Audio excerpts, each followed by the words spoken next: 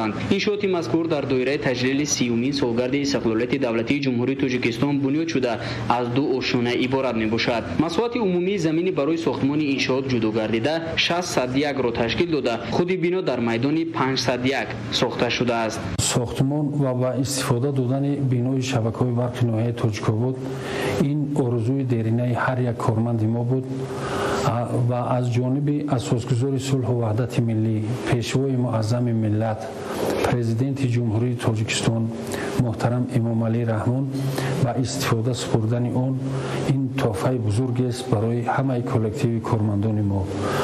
мо ҷавобан ба ин ғамхориҳои падаронаи пешвои муаззами миллат софдилона меҳнат намуда сатҳи хизматрасониро ба муштариён ба сатҳи сифатан баланд расонем ва дар рушду нумӯи энергетикаи кишвар саҳми муносиби худро гузорем. кормандони мо асосан аз ҳисоби нақлиёт камтар танқисӣ мекашиданд.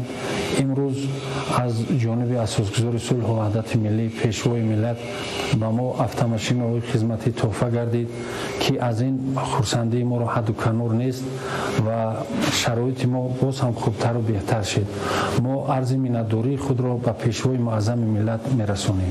бинои маъмурии шабакаҳои барқро бо фармоиши ширкати саҳомии холдингии кушодаи барқи тоҷик ширкатҳои сохтмонии маҳаллӣ бо сифати баланд ва ҷавобгӯ ба талаботи муосир бунёд ва бо тамоми таҷҳизоти корӣ муҷаҳҳаз намуданд. дар ошунаи якуми бино утоқи техникии омӯзишӣ, озмоишгоҳ ва ҳуҷраҳои кории назоратчиён ҷойгир буда. қабати дуюми бино аз утоқҳои кории маъмурият, машваратгоҳ ва дигар иншооти ёрирасон иборат мебошад. ширкати саҳомии барқи тоҷик 7500 адад ҳисобхонакҳои барқи интеллектуалӣ дастрас намудааст ки ҳоло бошад дар шабакаҳои зертобии ширкат 4100 адад ҳисобхонакҳо васлу насб гардидааст ва ба системаи билингӣ пайваст гардидаанд. инчунин дар самти кор бо муштариён бошад бо истифода аз имкониятҳои молии ширкат ва ҷалби мутахассисони хадамоти билинг ва ҳисобгирии барқи тоҷик низоми нави билингӣ роҳандозӣ гардидааст ки дар ин низом ҳамаи муштариён аз системаи китобӣ ба системаи электронии ҳозиразамон гузаронида шудааст. бо ҷорӣ намудани ин низоми билингӣ ҳамаи нозирон бо посттерминалҳои мобилӣ таъмин гардидаанд. баъди ҷорӣ намудани низоми мазкур гардиши тамоми расидҳо аз байн бурда шудааст ки ин шаффофияти кори кормандонро таъмин менамояд. инчунин ҷиҳати пурзур намудани кори кормандони системаи мазкур имкониятҳои васеъро пайдо менамояд. дар баробари аз байн бурдани расидҳои дар гардиш буда шаффофияти ҷамъоварии маблағ зиёдтар мешавад ва амалҳое ки характери коррупсионӣ доранд аз байн бурда мешавад ва зери назорати қатъӣ гирифта мешавад. гирду атрофи бино бо дарахтони сояафкану гулҳои мавсимӣ оро ёфта, тамоми роҳраву гузаргоҳҳои он сафолатпӯш ва чароғон карда шудааст. ҳамчунин барои мизоҷон дар саҳни бино ду айвончаи муосир насб гардидааст. зимни шиносои пешвои миллат муҳтарам Эмомалӣ Раҳмон ба кори сохтмончиён баҳои баланд дода, масъулинро барои хизмати софдилонаю содиқона ба нафъи давлату миллат ҳидоят намуданд. ҳамчунин дар ин рӯз аз ҷониби асосгузори сулҳу ваҳдати миллӣ пешвои миллат президенти ҷумҳурии Тоҷикистон муҳтарам Эмомалӣ Раҳмон барои кормандони шабакаҳои барқи ноҳия ду нақлиёти хизматӣ мувофиқ ба релефи ин минтақа тӯҳфа карда шуд. мо кормандони шабакаҳои барқи ноҳияи Тоҷикобод аз асосгузори сулҳу ваҳдати миллӣ пешвои миллат муҳтарам Эмомалӣ Раҳмон миннатдор ҳастем ки барои мо кормандони шабакаҳои барқи ноҳияи Тоҷикобод чунин як шароити хубу замонавиро фароҳам оварданд. мо пешвақт чунин имконият надоштем дар як бинои фарсуда ки аз солҳои 60 сохта шуда буд фаъолият мекардем. мо имрӯз соҳиби як бинои замонавӣ аз ҷониби муҳтарам пешвои миллат гардидем. миннатдории худро ба асосгузори сулҳу ваҳдати миллӣ пешвои миллат муҳтарам Эмомалӣ Раҳмон мерасонем. ман Амиров Ҳасан, хатмкардаи донишгоҳи политехникаи Тоҷикистон ба номи Муҳаммад академик Осимӣ мебошам. ман баъди хатми донишгоҳ дар ин шабакаҳои барқи ноҳияи Тоҷикобод тӯли чанд сол аст ки фаъолият мекунам. мо пеш дар бинои соли 61 сохта шуда буд ки ба талаботи ҳозира ҷавобгӯ набуд ва техникаҳои ҳозиразамон надоштем. کار و فعالیت میکردیم. خوشبختانه امروز با دستگیری اساسگذاری صلح و وحدت ملی پیشوای ملت محترم امام علی رحمان برای ما جوانان ناحیه تاجیک‌آباد یک بینای نوی زمانوی ساخته به استفاده داده شد. از آن جمله ما در این صنفخانه که درس‌های عملی را می‌گذرانیم با همه تجهیزات‌های حاضر زمان تجهیز شده است. شماره عمومی کارمندانی که در شبکه‌های برق ناحیه تاجیک‌آباد کار می‌کنند 55% آن را جوانان تشکیل می‌دهند.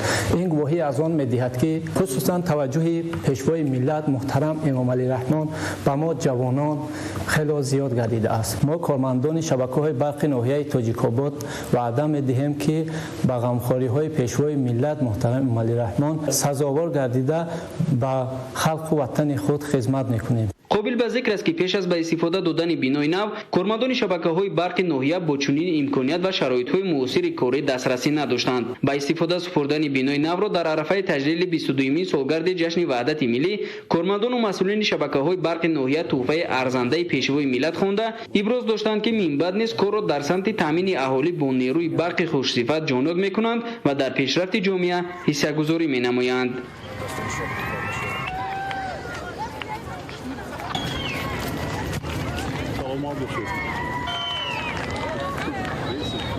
کشوری ما کشوری آزادگان، پرچمی ما نسخه از کاویان، راهبری ما همچو شاه آریان، بین که مشهور است در روح جهان. پرچمی ما رمز استقلال ماست، در همه پیروزی ها همبال ماست. جلوگر گردیده در اوج فلک، بخت و تخت و نصرت و اقبال ماست. نشان ما چو سر قد کشیده است، نشان قد بلند را کی دیده است. بلندیش نشان سربلندی است، بلندیش ز ملت حمیده است. خوش آمده جناب عالی. اساسگذار صلح و وحدت ملی پیشوای ملت محترم امام علی رحمان در مرکز ناحیه تاجیک‌آباد همچنین میدان پرچم و نشان دولتی را مورد بهره برداری قرار دادند.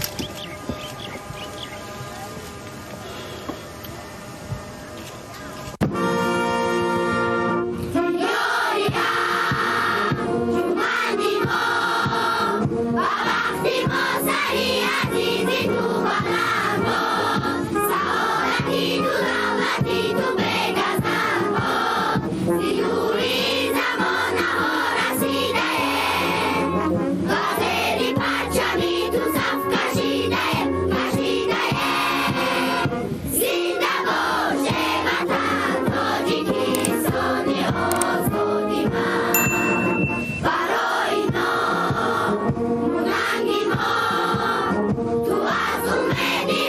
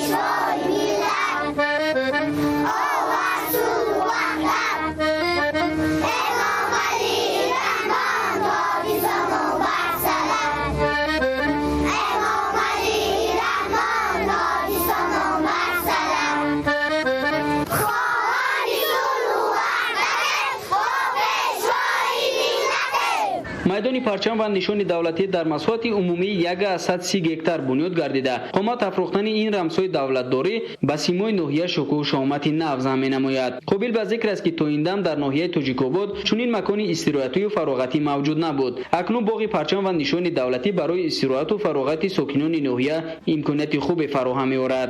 баландии парчам 35 метрро ташкил дода дарозӣ ва паҳнои матои он 10 ба 5 метр мебошад. пояи нишони давлатӣ бошад 18 метрро ташкил менамояд. корҳои бунёдӣ дар майдони парчам ва нишони давлатӣ аввали соли 2019 оғоз гардида дар муддати кӯтоҳ ва бо сифати баланд ба итмом расонида шуд. аснои шиносои пешвои миллат муҳтарам эмомалӣ раҳмон аз сифати корҳои анҷомёфта изҳори қаноатмандӣ намуда қомат афрохтани парчам ва нишони давлатиро дар маркази ноҳияи тоҷикобод иқдоми нек арзёбӣ карданд.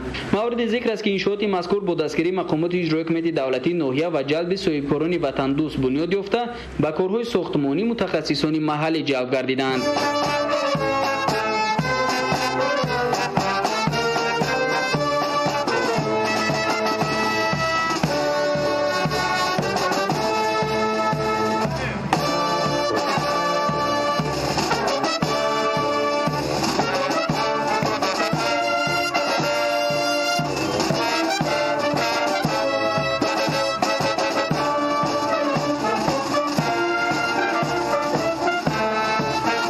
ҳамчунин дар назди майдони парчам ва нишони давлатӣ президенти мамлакат муҳтарам эмомалӣ раҳмон бо ҷараёни бунёди боғи фарҳангу фароғатии ноҳия аз наздик шинос шуданд. иттилоъ дода шуд ки боғи мазкур дар масоҳати 230 гектар бунёд гардида барои истироҳати сокинон хусусан кӯдакон пешбинӣ гардидааст ва макони асосии баргузории чорабиниҳои фарҳангию фароғатии ноҳия хоҳад шуд. тарҳ ва симои боғи бунёдшаванда пурра ба стандартҳои муосир ҷавобгӯ буда дар рафти рангуборкунию ороишии он усулҳои миллӣ низ истифода хоҳад шуд. дар назар аст ки боғи мазкур то истиқболи сазовори ҷашни 30-солагии истиқлолияти давлатии ҷумҳурии Тоҷикистон пурра сохта шуда баъди ба истифода додани он наздики 20 нафар бо ҷои кори доимӣ ва маоши хуб таъмин мегарданд.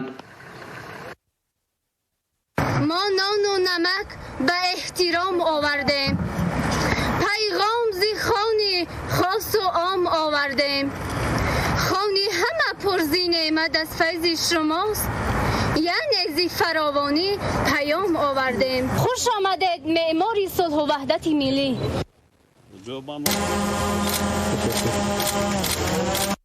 شاهی عالی شان ما از بحر وحدت آمدی، از بحر وحدت آمدی.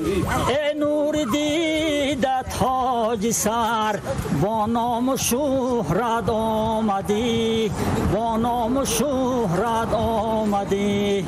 از کدومین کی شما پرفیض گردد ملک ما، از کدومین کی شما پرفیض گردد ملک ما. چون سایه لطفی خدا جاوید باشی سالها، جاوید باشی سالها. صلح و صلاح بین ما از توست ای مرد خدا، صلح و صلاح بین ما از توست ای مرد خدا. باشی همیشه تو با ما ای راهبری دلخواه ما، ای راهبری دلخواه ما. باشی همیشه تو با ما ای راهبری دلخواه ما، ای راهبری دلخواه ما. یک جان تشکر از دسته سلامتی هست.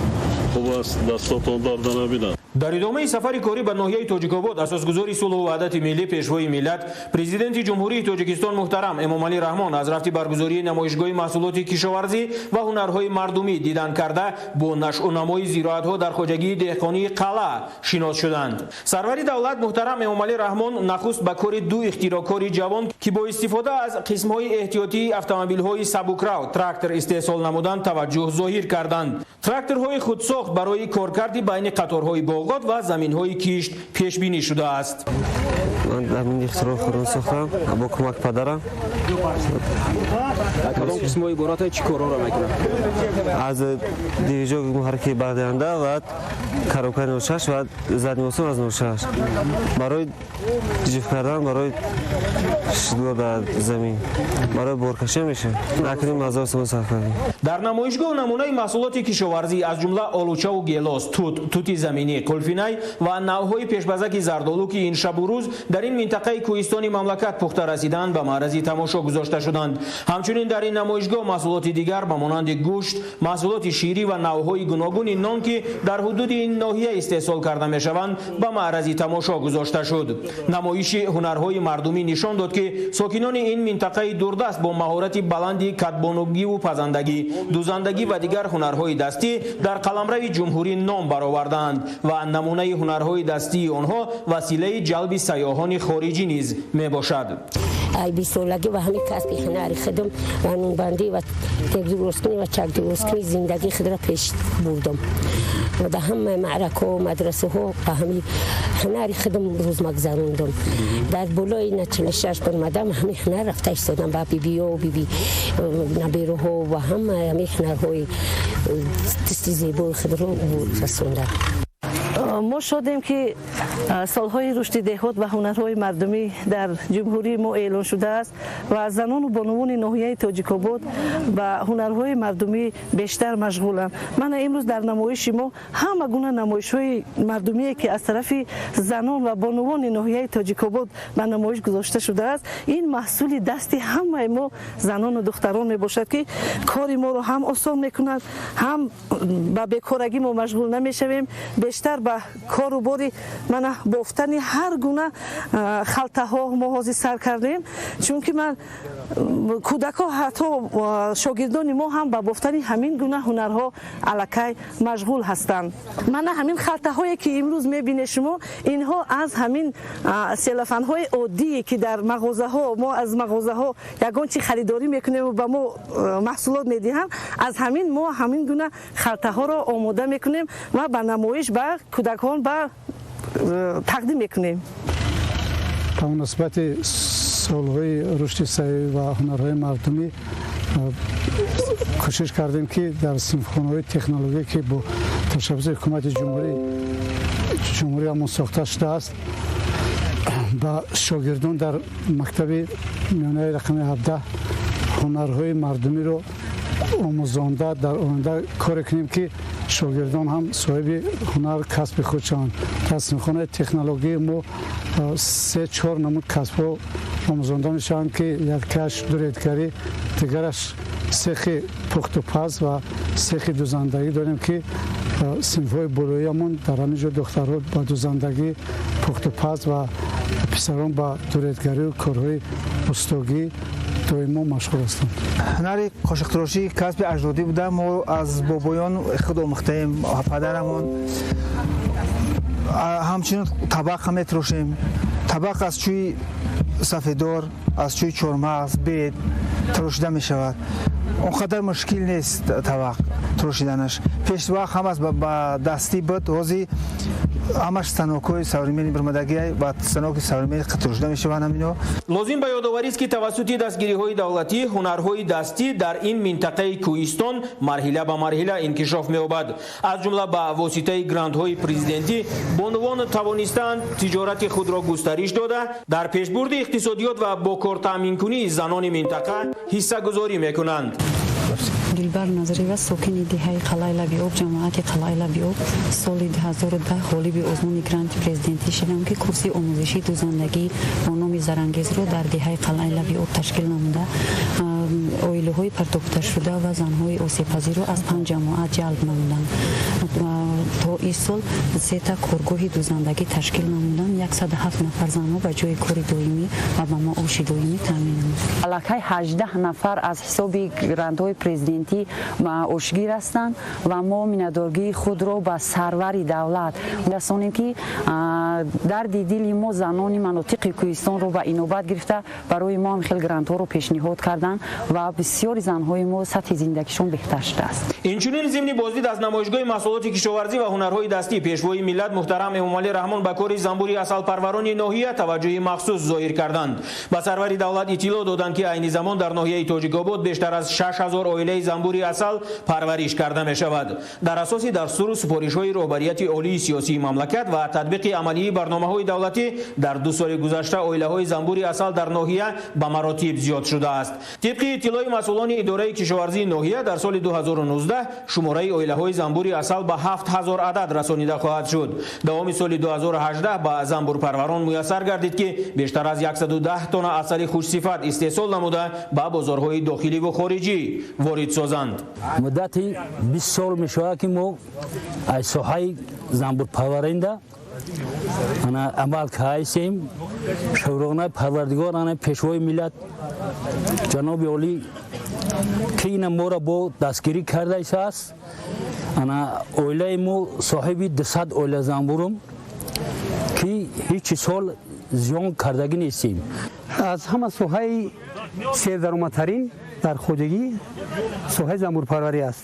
ба ғайр аз даромади хоҷагӣ боз бисёр хусусиятҳои тавбатӣ дорад. аз ҷумла барои бемориҳои барои ҳамаи бемориҳо аз он ба бемории қанд ҳам балки мумкин аст ки ҳамин истифода баранд аз ҳамин асал. дар намоишгоҳи маҳсулоти кишоварзии сокинони ноҳияи Тоҷикобод намунаҳои чорвои хушкзод низ ба маърази тамошо гузошта шуд. пешвои миллат муҳтарам Эмомалӣ Раҳмон зимни ошноӣ бо дастовардҳои чорводорон дастур доданд ки аз иқлими мусоид ва имкониятҳои фаррохи минтақа истифода карда ин соҳаро равнақ бахшанд. чорводорӣ дар ноҳияи Тоҷикобод рӯз ба рӯз афзуда истодааст ки дар ҳамаи шаклҳои хоҷагидорӣ саршумори моли майда зиёда аз 56000 сар, саршумори моли шохдори калон 20000 сар, аз он ҷумла модагоҳ 14000 сар. ба шумо шоҳиди ҳол ҳастед ки рӯз то рӯз навъҳои хушкзоди чорводорӣ дар ноҳия афзуда истааст, маҳсулнокии чорво зиёд шуда истааст.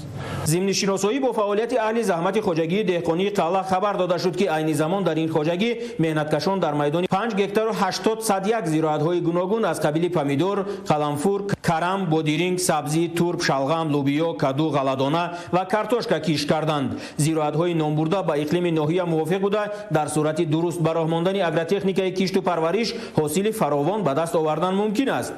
масоҳати 156 гектар замини обӣ дорем ки дар ин намоишгоҳ 5 гектар 80 сотих маҳсулотҳои ҳархела шинодагием ки нобан помидор, лаблабу, сабзӣ, картошка 5 гектар шинодагием.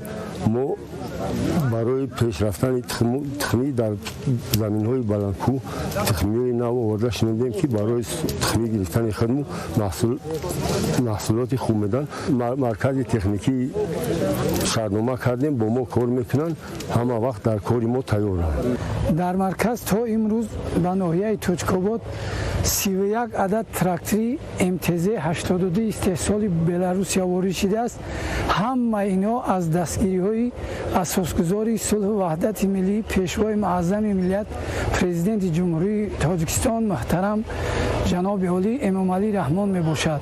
мо дар ин солҳои охир тамоман 1 гектар замин мо зери барф намемонад. сари вақт ҳамаи киштикормо ба анҷом мерасад. картошка зироати асосӣ ва барои деҳқонони ноҳия даромаднок ба ҳисоб меравад. имсол дар ноҳия майдони кишти умумии картошка ба 1085 гектар расонида шуд ки назар ба соли 2018 зиёдтар аст. аъзои хоҷагии деҳқонии қалъа дар майдони 4 гектар картошка кишт карда коркарди агротехникии онро хушсифат анҷом доданд.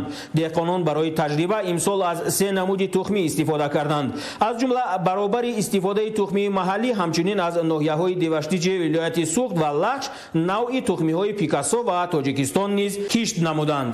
дурнамои пешниҳодшуда 665 гектар кишт картошка нақша гирифта шудааст ки аз тарафи деҳқонони ноҳия ба прагӣ ба иҷро расонида шудааст. айни замон нашр намои картошка хуб рафта истодааст. вақти коркарди картошка ва обмонии ғизоятӣ ба прагӣ рафтааст. зикр кардан зарур аст ки дар ин ноҳияи кӯҳистон сол то сол картошкапарварӣ рушд меёбад. соли 2018 деҳқонони ноҳия истеҳсоли картошкаро ба 24071 тонна расониданд ки назар ба соли 2017 1631 тонна зиёдтар буд. тазаккур дода шуд ки ноҳияи тоҷикобод дар ҷумҳурӣ ҳамчун маркази таҷрибаи пешқадам дар соҳаи картошкапарварӣ шинохта мешавад. маслиҳатҳои муфиди президенти мамлакат муҳтарам Эмомалӣ Раҳмон феълан ба рушди картошкапарварӣ на танҳо дар ин ноҳия ва водии Рашт, балки дар ҷумҳурӣ такони ҷиддӣ бахшид. сарвари давлат зикр доштанд ки дар низоми иқтисодии минтақа бахши кишоварзӣ афзалияти хоса дорад. аз ин рӯ ба масъулони ҷумҳуриявию ноҳиявӣ дастур доданд ки ба бахшҳои алоҳидаи соҳаи кишоварзӣ аз ҷумла картошкапарварӣ диққати аввалин дараҷа зоҳир карда шавад. асосгузори сулҳу ваҳдати миллӣ, пешвои миллат, президенти ҷумҳурии Тоҷикистон муҳтарам Эмомалӣ Раҳмон пас аз ифтитоҳи як қатор иншооти муҳим ва шиносоӣ бо вазъи корҳои кишоварзӣ дар як мавзеи хушбоду ҳавои ноҳияи Тоҷикобод бо фаъолону сокинони сершумор мулоқоти самимию созанда баргузор карданд. нахуст сарвари давлат муҳтарам Эмомалӣ Раҳмон ҳамаи ҳозирин ва дар шахси онҳо тамоми мардуми ноҳияи Тоҷикободро бо ҷашни рӯзи ваҳдати миллӣ табрику таҳният гуфтанд. президенти мамлакат таъкид доштанд ки бо шарофати ваҳдату истиқлолият сарҷамъии мардум ва дастгирии онҳо аз сиёсати созандаи ҳукумати мамлакат ноҳияи Тоҷикобод ободу пешрафта гардид.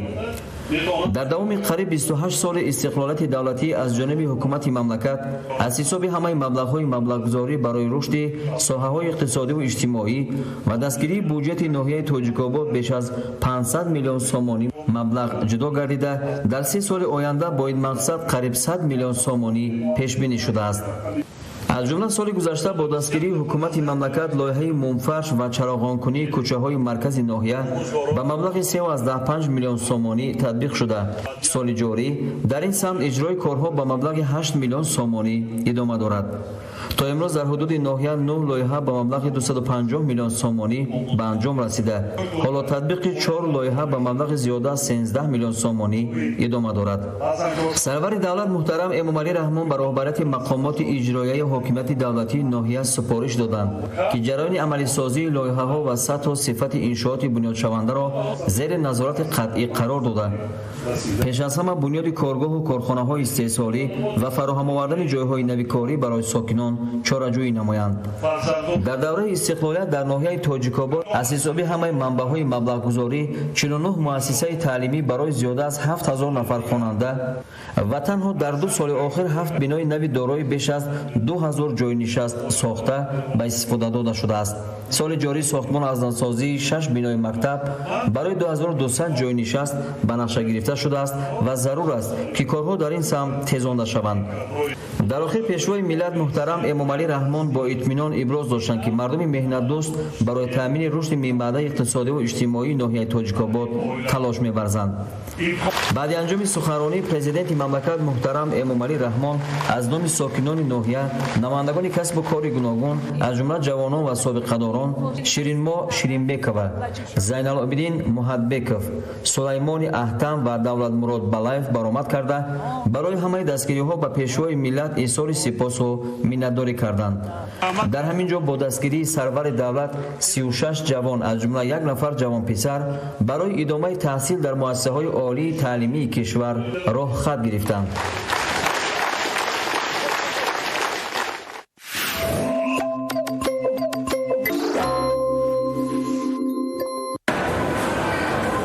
Не забудь, самое главное качество. По разумной цене.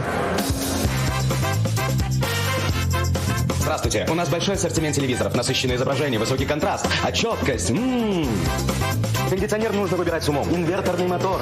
А какая свежесть, чувствуете? Вместители замечательные, продукты свежие за счет функции «Но просто».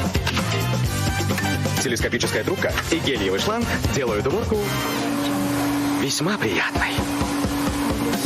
Превосходный дизайн и эмалированное покрытие. Наличие вертела и газ-контроля. Стирает бережно и очень качественно. Беру! Все беру! Артель. Качество по разумной цене.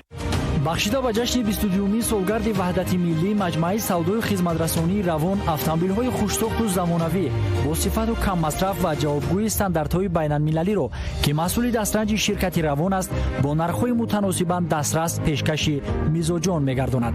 автомобилҳои гуногун тамғаи равон равонии зиндагии шумост. нишони шаҳри душанбе, кӯчаи қаҳоров 75. телефон барои иртибот 221 93 55. хадамоти зидди инҳисорӣ назди ҳукумати ҷумҳурии тоҷикистон бо мақсади қабули саривақтӣ арзу муроҷиати истеъмолкунандагон ҳангоми хариди молу маҳсулоти пастсифат ва қабули иҷрои кору хизматрасонии номуносиб ки ба поймолшавии ҳуқуқҳои истеъмолкунандагон оварда мерасонад, телефони боварӣ, барномаҳои инстаграм, вайбер ва сомонаи интернетиро фаъол гардонид. аз ин роҳ ҳангоми пай бурдани поймолшавии ҳуқуқҳоятон ҳамчун истеъмолкунанда ба телефони боварии 236 5027, вайбери 501 90 55, барномаи инстаграм хадамоти тираи поёни зидди инҳисорӣ ва сомонаи ams.tj муроҷиат намоед. ҳамзамон шумо метавонед аз сомонаи хадамот оид ба нархҳои маҳсулоти ниёзи аввалия дар бозорҳои кишвар, тарифҳои қувваи барқ, гармӣ, оби нӯшокӣ, коммуналӣ ва дигар хизматрасониҳои субъектҳои хоҷагидор ба таври шаффоф маълумот пайдо намоед. ҳуқуқҳои истеъмолии шумо ҳифз карда мешаванд. дар ҳама давру замон табобат бо манбаъҳои табиӣ афзалият доштанд. таносуби олии дастовардҳои тибби муосир ва таҷрибаи неки ниёгон дар маркази ташхиси физиотерапевтии рамашка, ташхис ва муолиҷаи комили ҳама гуна бемориҳои неврологӣ ва урологӣ, табобат болои шифобахши кули сааки ва манбаъҳои давобахши ноҳияи Темурмалик, сузанмонӣ, банкаҳои тиббӣ, буғи хушк, таҷҳизоту дастгоҳҳои муосири масҳу гармидиҳӣ ва нушобаҳои аз гиёҳҳои дармонбахш ки бо технологияи пешқадам аз ҷониби табибони соҳиб малака пешниҳод мешавад, шуморо аз дарди сар, рагу пайванд, устухону буғум, илтиҳоби узвҳои дарунӣ ва беззурётию камқувватӣ раҳо медиҳад. маркази рамашка, афзалияти табобат дар пешниҳоди маҷмӯи усулҳои табобат.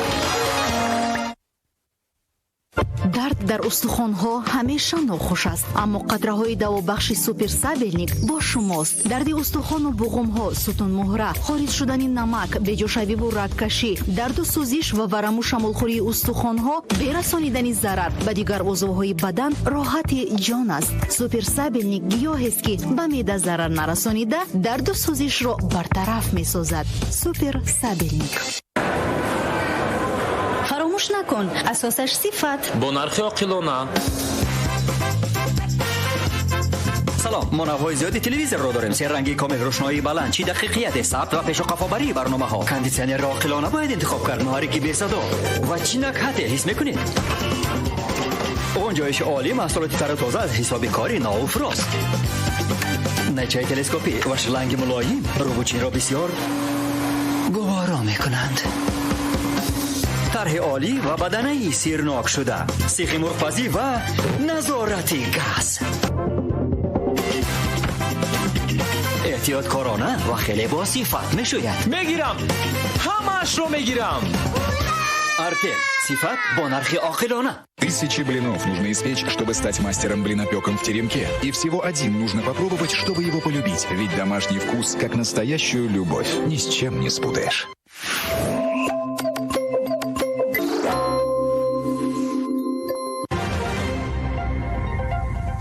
дар рӯзи дуюми сафари корӣ ба ноҳияҳои водии рашт, асосгузори сулҳу ваҳдати миллӣ, пешвои миллат, президенти ҷумҳурии Тоҷикистон муҳтарам Эмомалӣ Раҳмон ба ноҳияи Лахш ташриф оварданд.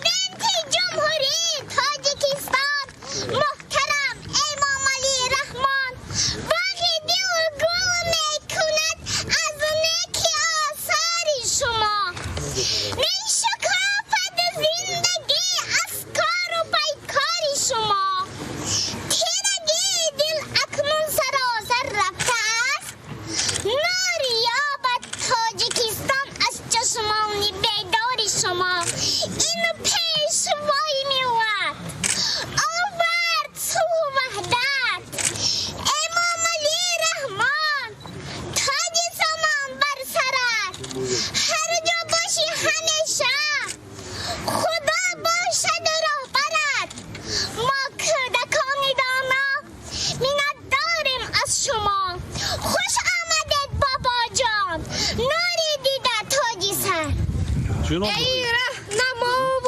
رهبری وحدت خوش آمدید. ای مردی با سخاوت و همت خوش آمدید. ملت به بند مشکلی های افتاده بود. مشکل کشای قسمت ملت خوش آمدید. به شاه خوب خلق به مقصد نمی رسد. ای پشتیبان صلح و عدالت خوش آمدید. از دوست است این همه آرامشی وطن، پایه‌گذار تنجی و وحدت خوش آمدید. شکری وحدت، شکری بختی پایدار، پیشوا دارم افتخار.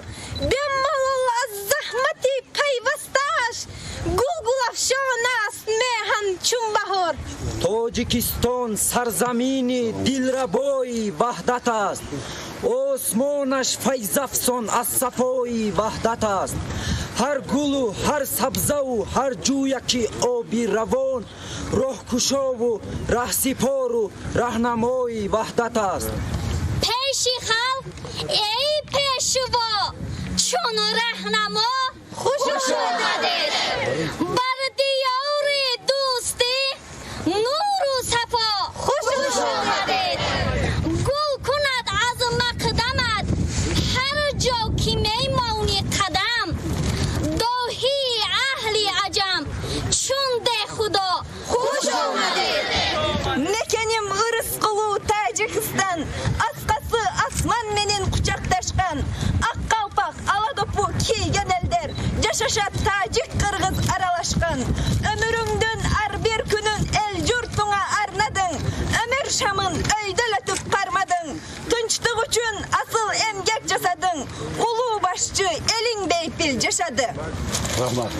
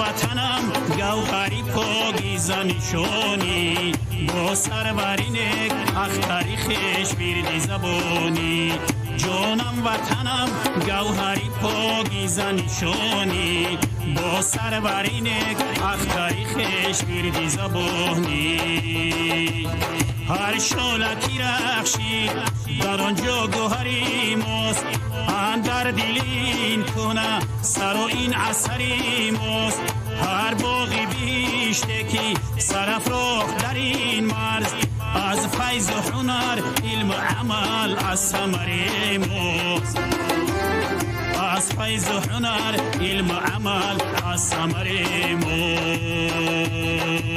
ماست جانم وطنم گوهری پاکیزه نشانی با سرورینک اختری خش بیردی زبانی جانم وطنم گوهری پاکیزه نشانی با سرورینک اختری خش بیردی زبانی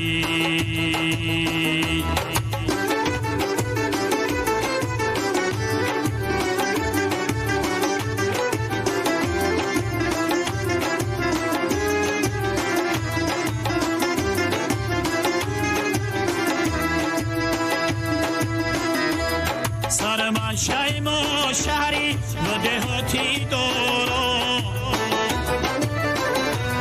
همره شی بلخیم و سمرقند بخورو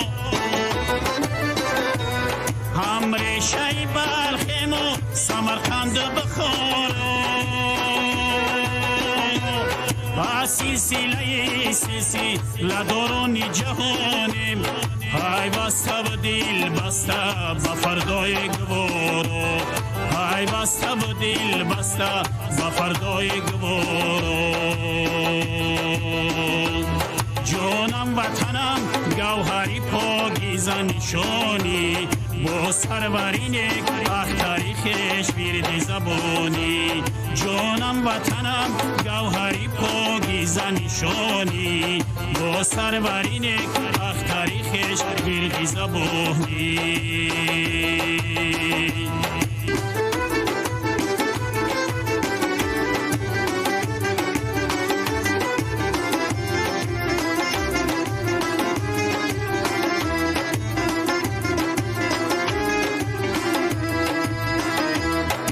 سروری فرزانه همه فخر نمویم یک جان تنیم پیکه رینو مساریم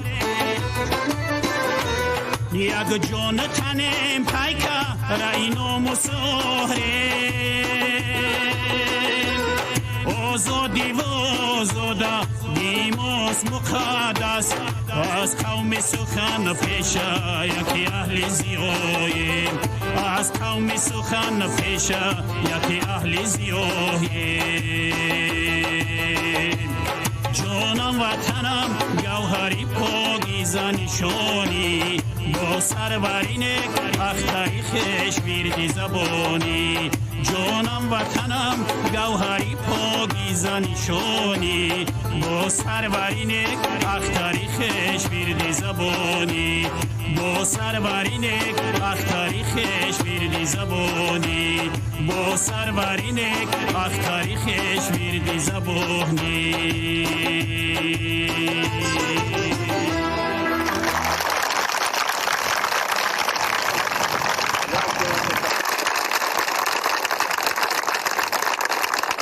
سروری давлат муҳтарам эмомалӣ раҳмон нахуст дар ҷамоати деҳоти сарталои ноҳия бо фаъолияти хоҷагиҳои деҳқонии ҷамоавӣ ва инфиродӣ ки дар ин минтақа зиёда аз 250 гектар заминҳои бекорхобидаро обиёрӣ намуда ба гардиши кишоварзӣ ворид кардаанд шинос шуданд. пешвои миллат ҷаноби оғои эмомалӣ раҳмон шумо тоҷикистон бо президент шид ҳама ҷой ҳавос шид ҳана гули гулзор ҳама беоб ҷоя ҳама овдор шуд ҳама тарафи анами одамаро узоқ умр чинден соли ишингизга игилик болайм.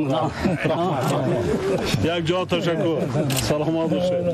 хайрамақдам шоҳи моро ҳар қадам хоки пояш нури дида дам ба дам ҳар қадамаш дар ҳама ҷо баҳрарезу баҳрахезу баҳразан.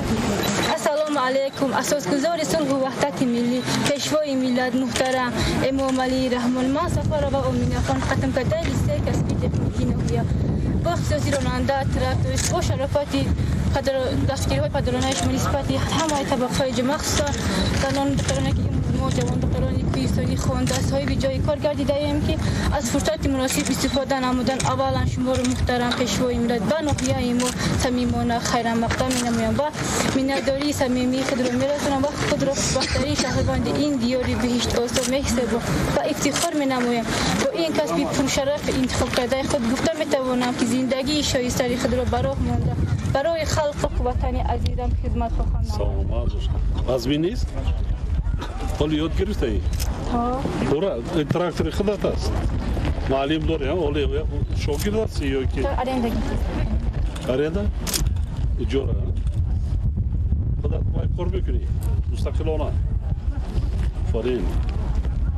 آفرین سلامت باشید سلام بابا جان خوش آمده بابا جانی مهربان بهتران در دین و جان بابایی من دهقان است و کشت و کار مشغول است کارشگر و میکند با خانه بنیان کرده دنیا را برمان کرده با ما میوه میگیرد شکری نامت شکری آبت ای وطن شکری خاکت شکری راحت ای وطن شکری آزادی و استقلال تو شکری ملت شکری دولت ای وطن ای پیشوا مردی خداداد بکردی از سری نو کشور آباد همه احسن همه خانم تحسین و آن فرزان مادر کی تو رازاد پی حفظی وطن از خواب ماندی گه از دیده جای عشق راندی بسد از مو تلاش و زحمتی بیش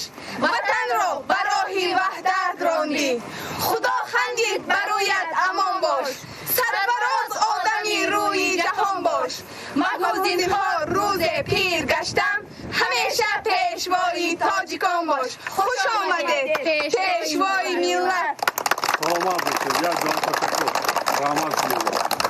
иттилоъ дода шуд ки соли равон дар дашти сарталои ноҳияи лахш аз майдони умумии заминҳои обёришуда аҳли заҳмати хоҷагии деҳқонии муҳаммад 2018 дар 54 гектар боғи нав бунёд намуданд. дар ин боғи навбунёд наздики 30 000 ниҳоли дарахтони себ нок ва олӯи сиёҳ шинонида шуда айни замон дар натиҷаи дуруст ба роҳ мондани агротехникаи парвариш нашъунамои ниҳолон таъмин мебошад. хоҷагидорон мегӯянд дар ин минтақа парвариши ниҳоли дарахтони себи навъи беназир заринтоб ситораи кӯҳсор пинклод ва бойка манфиатовар хоҳад буд, зеро дар шароити кӯҳистони лахш ҳосилнокии ин намуди дарахтон бештар аст.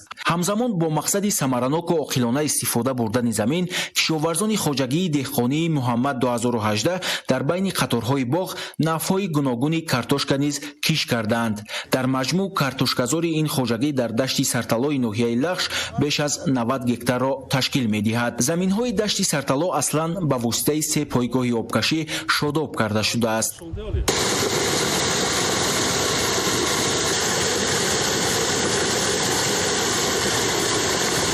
айни замон дар ин хоҷагӣ 60 нафар сокини маҳаллӣ бо ҷои кори доимӣ ва маоши хуб таъмин гардида ба гуфти масъулон дар мавсими ҷамъоварии картошка ва дигар маҳсулоти кишоварзӣ ин нишондод ба 250 нафар хоҳад расид. дар ин боғи навбунёд сарвари давлат муҳтарам эмомалӣ раҳмон бо хоҷагидорон суҳбати самимӣ доир карда оид ба васеъ намудани майдони боғот ба маҳал мутобиқ намудани намудҳои гуногуни ниҳоли дарахтон ва дар ҳамин замина афзоиш бахшидани содироти мева ба хориҷи кишвар маслиҳатҳои муфид доданд. ба таъкиди пешвои миллат бунёди боғҳои нав агар аз як ҷиҳат омили таъсиси ҷойҳои корию беҳдошти сатҳи зиндагии мардум бошад, аз тарафи дигар истеҳсолу содироти меваҷоти гуногун ва хушкмеваҳо ба хориҷи мамлакат афзоиш меёбад. бо ҳамин мақсад дастур дода шуд ки дар талу теппаҳо ва заминҳои бекорхобидаи ҳудуди ноҳия боғоти нав бунёд карда шавад.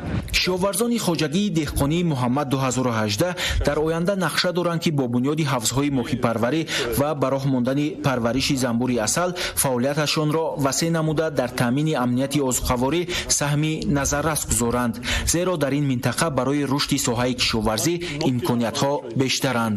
зимни шиносоӣ бо намоиши маҳсулоти кишоварзӣ ки дар шафати боғи мазкур аз ҷониби деҳқонони зарофари деҳоти ноҳияи лахш ташкил карда шуда буд, сарвари давлат муҳтарам эмомалӣ раҳмон хоҷагидоронро ба истифодаи самараноку оқилонаи замин ва гирифтани ҳосили зиёди маҳсулоти кишоварзӣ ҳидоят намуданд. тавре таъкид гардид, тибқи барномаҳои соҳавию минтақавӣ инкишофи чорводориву картошкапарварӣ, ғаллакорӣ, боғдориву сабзавоткорӣ ва занбури асалпарварӣ аз ҷумлаи самтҳои асосии соҳаи кишоварзии ноҳия ва омили муҳими беҳдошти сатҳи зиндагии мардум ба ҳисоб мераванд.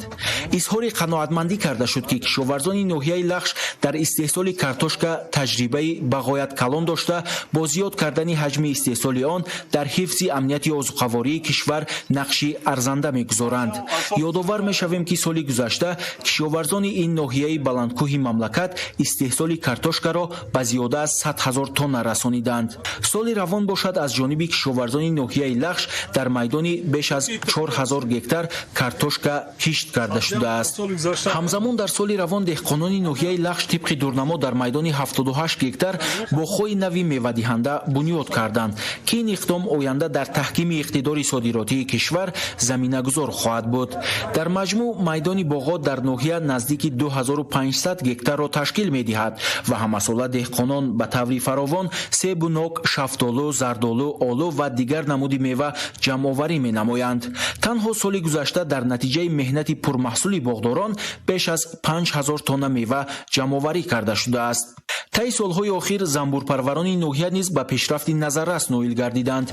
طبیعت ناحیه لخش که برای رشد این ساحه سردرآمد بسا موافق است، زنبورپروران همساله زیاده از 100 تن عسل جمع‌آوری می‌نمایند. دوام 12 ساله اخیر در ناحیه لخش با دستور و هدایت‌های بی‌واسطه پیشوای ملت محترم امامعلی رحمان ساحه چاروداری نیز رشد کرد. در اینجا خواجگیداران ذات‌های بهترین چاروای کلان و میده از جمله قطاس که سرشماری آن به 624 سر رسیده است به نمایش گذاشتند. امروز در ناحیه 28475 سر چاروای کلان و 135198 سر مالی میده موجود است. از هم‌آوازی وسیع پیدا نمودن تاکیدهای پیوسته اساسگزار صلح و وحدت ملی پیشوای ملت پرزیدنت جمهوری تاجیکستان محترم امامعلی رحمان عاید به استفاده پرثمر زمین و افزایش دادن استحصال محصولات خودی با امید و باوری کامل میتوان گفت که دهقانان و همه استحصال کنندگان نعمت‌های مادی در تمام دهات ناحیه لخش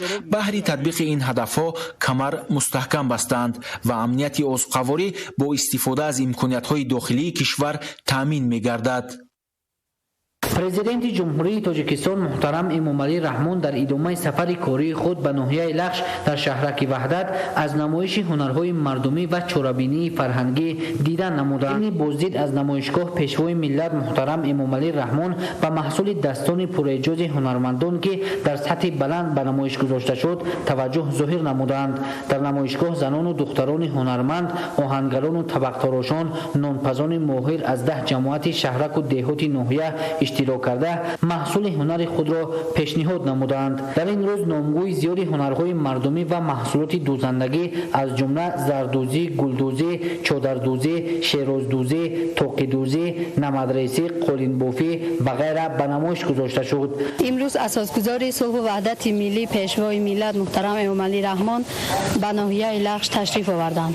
ما از این افتخار می‌نماییم. با این مقصد در مرکز ناحیه نمایش هنرهای مردمی تشکیل کرده شد. در نمایشگاه هنرمندان اشتراک نموده محصول دستای خود را به نمایش گذاشتند. از جمله قراقدوزی، گلدوزی، جورابافی، کندکاری و هنرهای دستی خود را به نمایش گذاشتند. در ناحیه لخش چند کارگاه دوزندگی ساخته شده و زنان خانه‌نشین و زنان هنرمند به جای کار تامین کرده شد. اساسگزار صلح و وحدت ملی پیشوای ملت پرزیدنت جمهوری تاجیکستان محترم امامعلی رحمان ضمن شناسایی به محصول دستان بانوان بهای بلند داده تاکید داشتند که باید در این ناحیه دوردست و کوهستان مملکت به رشد هنرهای مردمی اعتبار جدی داده شود. هنرمندان ضمن صحبت به سرور دولت محترم امامعلی رحمان جهت دستگیری همیشگی آنها دادن امتیاز و امکانیت‌های فراخ به این واسطه احیا و رواج و رونق دادن بعضی از هنرهای به گوشه فراموشی رفته اظهار سپاس نموده اعلان گردیدن سالهای 2019-2021 همچون سالهای رشد دهات، سیاحی و هنرهای مردمی در کشور را اقدام سریع‌وقتی عنوان کردند. در ناحیه لخش همزمان هنرمندان به کندکاری، دوتارتراشی، طبق‌تراشی، آهنگری، بافندگی و غیره مشغول بوده در رشد و احیای هنرهای مردمی سهم خود را می‌گذارند و از حساب محصولات دستی آماده نموده خویش زندگیشان را پیش می‌برند. یک گروه دختران خانه‌نشین را جمع نموده و چنین کارها مشغول هستیم. این سالهای رشد دهات، سیاحی و هنرهای مردمی میباشد که ما دختران ناحیه چنین هنرها را از خود نموده ایم. از بیبیامون آموختیم، از بیبیامون برای ما میراث گذاشتند که به تنیدن زیک، دوختن گلدوزی و نقش نگاری که انجام دخترانه هستند ما همینها رو تیار کرده ایستاده ایم. ما با پیشوای ملت مینداری خود را بیان میکنیم که ما رو از چنین اندازهای هنرهای مردمی آزاد نمودند. محصولات نانی از قبیل گردچک، قوق‌فطیر، چپاتی، کلچک، کلچقند، ارزوق، زنگزنگ، تحمل، سمبوسه، چلپک، شیرینی‌های گوناگون و خوراک‌های لذیذ ملی که از جانب نانپزان و کدبانوهای ماهر آماده کرده شده‌اند به نمایشگاه شهامت خاصه ضم نمود و این بار دیگر از هنر والای پزندگی زنان شهادت می‌دهد. محصولات شیری از قبیل جرغات، قرود، دوغ، چکه، پنیر، مسکه و قیماق نیز به نمایش گذاشته شد. باید تاکید نمود که دوام سالهای صاحب استقلالی مملکت در ناحیه به رشد هنرهای مردمی اعتبار جدی ظاهر گردیده توسط تشکیل کردن کورس‌های کوتاه مدت آموزشی زنان و بانوان خانه‌نشین و جوان دختران به هنرآموزی جلب کرده می‌شوند. من مینداری خود را به اساسگذاری صلح و وحدت ملی پیشوای ملت پرزیدنت جمهوری تاجیکستان میرسانم که برای ما جوانان برای هنرآموزی چنین شرایط‌های خوبی را فراهم آورده است و ما با چنین گل و گلدوزی‌ها و بافتنی جوراب و دوختنی تاقی‌ها حاضر مشغول هستیم. من تا امروز با آموختن هنرهای گلدوزی، قراق دوزی، جوراب بافی، پالیش دوزی و غیره ها مشغول هستم. هم سال می شود به همین فرهنگ در کار کرده استادم. انا همین چی پیشکی در وقت یاشیاب گلدوزی می کردیم، انا توقیا می دوختیم، انا توقیای کنتر خدم دختگی توقیای انا کوکل راست می کردیم، انا میتاری که می بافتم، انا قراما می کردیم.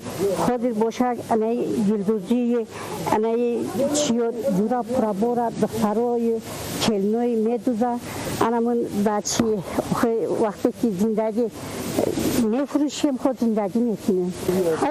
آموختن هنر مثل کسای خوبه، مثل اینا برای عروسا و دخترها همین گلدوزی جورابی توقی همش برای عروسا هست. میگم که این چی کسای ملت تاجیکی را فراموش نکنیم. اطلاع داده شد که سال تا سال در این ناحیه دوردست مملکت هنرهای مردمی به مانند گلدوزی، بافندگی، سبد بافی، طبق تراشی، زرگری، آهنگری، دوریدگری و قالین بافی دستی رواج و رونق می‌یابند. هنگام بازدید از نمایشگاه سردار دولت محترم امامعلی رحمان در صحبت با هنرمندان تاکید نمودند که تشکیل کردن بخش‌های هنرآموزی بنیاد کارگاه‌های دوزندگی در ناحیه و همچنین در شرایط خانه به آموزش هنرهای مردمی جلب نمودن جوان دختران و زنان بیشغل منفعت آور بوده. با این واسطه در آینده ده‌ها جای نو کاری مهیا کرده می شود. با هدایت به واسطه پیشوای ملت محترم امامعلی رحمان در ناحیه قالین بافی دستی نیز از نو احیا گردید و جهت رشد این هنر اجدادی از جمله آموزانیدن آن به زنان و دختران خانه‌نشین در مرکز و دهات آن چند کارگاه خود ساخته به استفاده داده شد که معلومات شعبه اگنتی مهنت و شغل اهالی ناحیه لخش با مقصد جلب زنان و دختران خانه‌نشین به شغل دائمی و صاحب هنر و صاحب کسب گرداندن آنها در اساس شرطنامه‌های طرفین با فیلیال مؤسسه دولتی مرکز تعلیمی کلانسالان ناحیه تاجیک‌آباد در سال 2018 140 نفر و 6 ماه سال روان 73 نفر بانوان و دختران بیکار به آموزش کسب‌های گوناگون فرا گرفته شدند. همچنین در دهات قشات ناحیه یک عائله دستجمعانه به هنر نمدریزی و با اصول محلی آرایش دادن آن مشغولند که محصول مهنت آنها هم در داخل ناحیه و بیرون از آن خریداران خود را دارد. همچنین یک عائله دیگر در مرکز ناحیه به قالین بافی دستی مشغولند.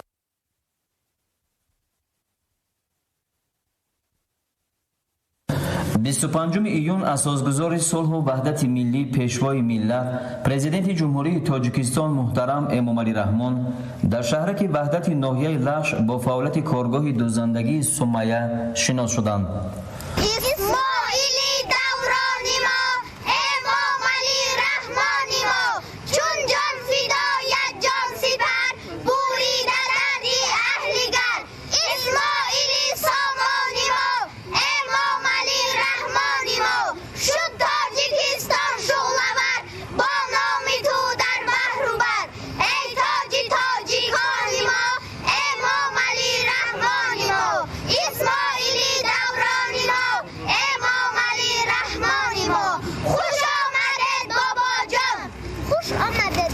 یک جهات شما در تقسیم کارگاهی مذکور سال 2017 تأسیس یافته تا امروز 30 نفر ساکن محلی از جمله 25 نفر زن خانه‌نشین و 1 نفر معیوب را صاحب کار کرده است. من مینتداری خود را به اساسگزار صلح و وحدت ملی پیشوای ملت پرزیدنت جمهوری تاجیکستان محترم امام علی رحمان میرسانم که ما چنین زنان خانه‌نشین را به کار تامین نموده. ما طول 1 سال شده است که در همین جا کار و فعالیت میکنم. من پیش از این در لیسه کسبی تکنیکی 2 سال خوانده و پس از آن در اینجا به کار تامین گشتم و ما میخواهیم که در این ناحیه ما چنین سیخ‌ها زیاد شوند و ما زنان خانه‌نشین به این کارها تامین گردیم و در خانه بکار ننشینیم. ما خیلی از پیشوای ملت می‌داری هستیم که چنین زنان خانه‌نشین و چنین بانوان ناحیه را به کار تامین نموده است. در بینای دوشانه کارگاه کارگران اساساً به دوختن سر و لباس مکتبی مشغول می‌باشند. طور اطلاع داده شد کارگاه دوزندگی پورا مکتب‌های ناحیه را با سر و لباس مکتبی تأمین می‌نماید. برای سال خانش 2019-2020 شعبه معارف ناحیه با کارگاه برای دوختن 6000 لباس شرطنامه امضا کرده است. فعالیت پرثمر کارخانه را سرور دولت همچون یکی از راه‌های عملی کردن هدف چهارم صنعتی‌کنی با سرعت کشور مهم معنی داد کرده تاکید داشتند که باید کارگاه‌های صنعتی مملکت، مؤسسه‌های تعلیمی و خوانندگان کشور را با محصولات وطنی سر و لباس با صفت پورا تامین نمایند. طور رهبر کارخانه فردوس میرزایف اطلاع داد در کارگاه در اساس فرمایش برای مؤسسه‌های دولتی از قبیل اداره خدمت‌رسانی کمونالی و مرکزهای سودای ناحیه لش سر و لباس مخصوص تیار می‌کنند. صاحبکار محلی مقصد دارد که برای تامین مردم با جای کار و رشد دهات در ناحیه باز یک کارگاه قنادی و آشخانه برای سیاحان ساخته به استفاده دهد.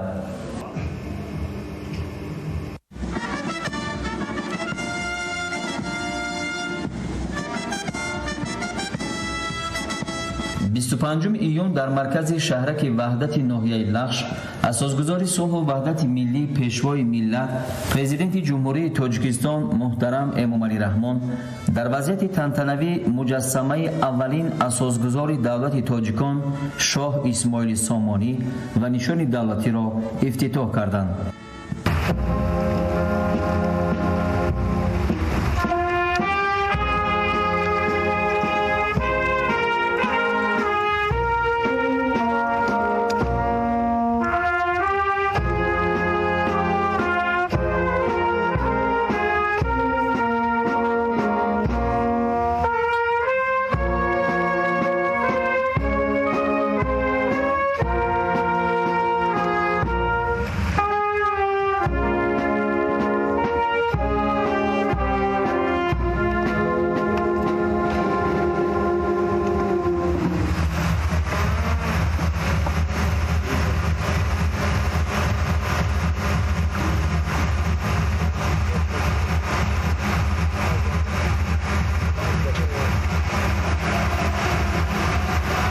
مجسمه برقد اسماعیل سامانی رمز دولتداری قدیمه تاجیکان با پایش 8 متر را تشکیل می‌دهد.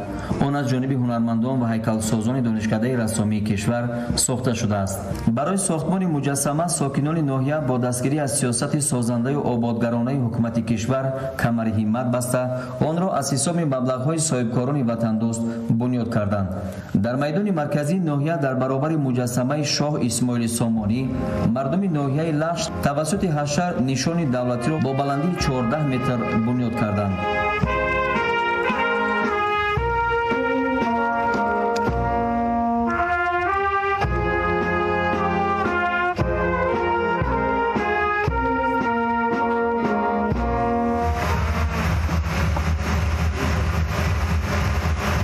بنیاد پرچم و نشان دولتی در مرکزهای معموری شهر و ناحیه‌های کشور به حکم عنعنه درآمده عامل مهم معرفی دولت و ملت تمدن آفر و رمز افتخار مردم فرهنگ سالار و وطنخواه تاجیک میباشد. در ناحیه لخش در شفت ورزشگاه مرکزی از طرف ساکنان ناحیه پرچم ملی ساخته به استفاده داده شد که میدان آن مکانی سیر و تماشای مردم مهنتکش ناحیه گردیده است. باید گفت که در دوران صاحب استقلالی با دستگیری و توجه به واسطه ноҳияи пешвои миллат муҳтарам Эмомалӣ Раҳмон ноҳияҳо ва дурдасттарин деҳоти кишвар рушд карда истодааст.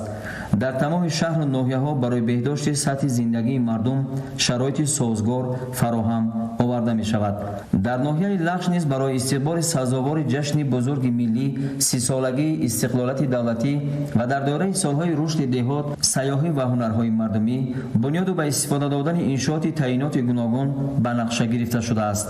сарвари давлат муҳтарам Эмомалӣ Раҳмон ба иқдоми сокинони ноҳияи Лахш барои бунёди муҷассамаи Шоҳ Исмоили Сомонӣ ва парчаму нишони давлатӣ баҳои баланд доданд.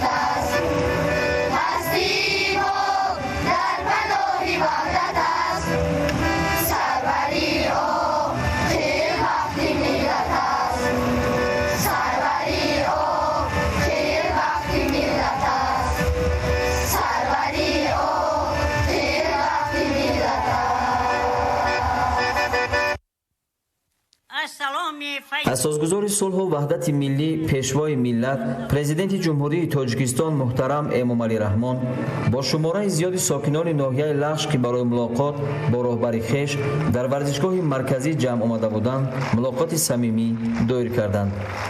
дар оғози суханронӣ сарвари давлат муҳтарам Эмомалӣ Раҳмон ҳамаи мардуми заҳматпешаву меҳмоннавози ноҳияи Лахшро ба ифтихори ҷашни ваҳдати миллӣ табрик гуфта барои пазироии самимӣ изҳори сипос карданд. пешвои миллат муҳтарам Эмомалӣ Раҳмон аз рушду пешрафти ноҳияи Лахш, ки бо шарофати дастгирии сиёсати бунёдкоронаи роҳбарияти давлату ҳукумати мамлакат ба даст омадааст, изҳори хушнудӣ карданд.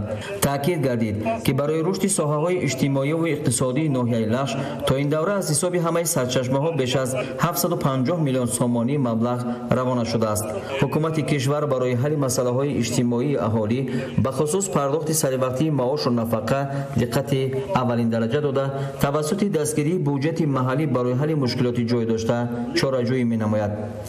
ҳоло раванди амалисозии барномаи рушди иҷтимоиву иқтисодии ноҳияи Лахш барои солҳои 2018-2020 идома дорад, ки дар доираи он 140 лоиҳа пешбинӣ шудааст ва иҷрои он зери назорати дастгоҳи иҷроияи президенти ҷумҳурии Тоҷикистон қарор дорад. дар доираи нақшаи корҳои ободониву бунёдкорӣ ба истиқболи ҷашни 30-солагии истиқлолияти давлатӣ амалисозии 136 лоиҳа ба нақша гирифта шудааст ва то ба имрӯз ҳамагӣ 40 иншоот бунёд гардид. سرور دولت محترم امامعلی رحمان به مقامات اجرایی حکومت دولتی ناحیه یکجا با وزارت و اداره‌های داخلدار سپارش دادند که جهت وسعت بخشیدن همکاری با سرمایه‌گذاران و صاحبکاران تدبیرهای الهه اندیشند. تا به امروز در ناحیه 13 لایحه دولتی سرمایه‌گذاری به مبلغ 565 میلیون سومانی عملی گردیده. حالا تطبیق دو لایحه دیگر به مبلغ قریب 130 میلیون سومانی ادامه دارد. به اندیشه سرور دولت محترم امامعلی رحمان تطبیق پوره لایحه بنیاد راه ماشینگردی سیران قرمیق و قطعه آبیگرم نورآباد امکان می‌دهد که توسط آن رفت و آمد آدمان و حمل و نقل مال و محصولات به مراتب افزایش یابد. دستور سپارش‌های دیگر بر رهبری مقامات اجرایی حکومت دولتی ناحیه لش برای رشد ساحه کشاورزی، زنبور عسل پروری، افزون نمودن سرشمار چاروا، خصوصا رشد قطاس پروری، بنیاد و برقرارسازی باغات داده شد. در آخر سخنرانی سرور دولت محترم امامعلی رحمان با اطمینان ابراز داشتند که ساکنان زحمت‌قرین و سربلند ناحیه لش منبع نیز سیاست سازنده و بنیادکارانه حکومت مملکت را همه‌جانبه دستگیری نموده برای پیشرفت و آبادی ناحیه و تاجیکستان عزیزمان سهم وطن‌دوستانه خود را می‌گذارند. بعد سخنرانی پیشوای ملت محترم امامعلی رحمان ساکنان ناحیه لش کارمندان کسب و کار گوناگون برآمد کرده برای تأمین شرایط شایسته زندگی اظهار سپاس و منتداری نمودند.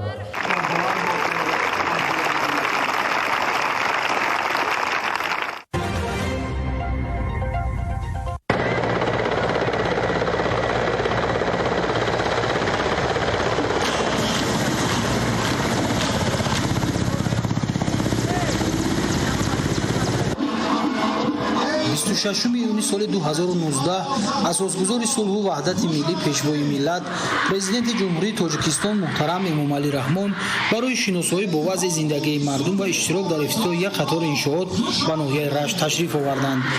پرزیدنت مملکت امامعلی رحمان را ساکنان با شکرگزاری از سیاست سازنده و بنیادکارانه با شکوه و صمیمیت بی‌اندازه استقبال گرفتند.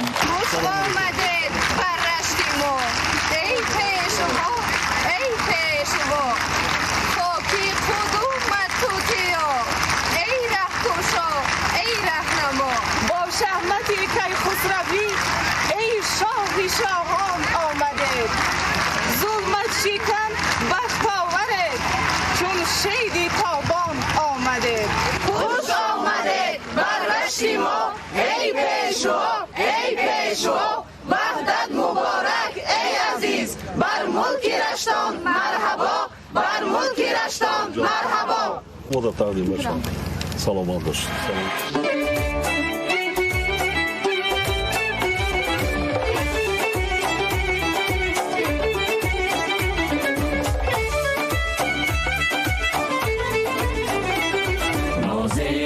بخت و قسمتی خیش همه اثر بری ملک و ملتی خیش همه بخشید به ما عمری دیگر وحدت و سود بخشید به ما عمری دیگر وحدت و سود ما رمز صلح و وحدتی خیش همه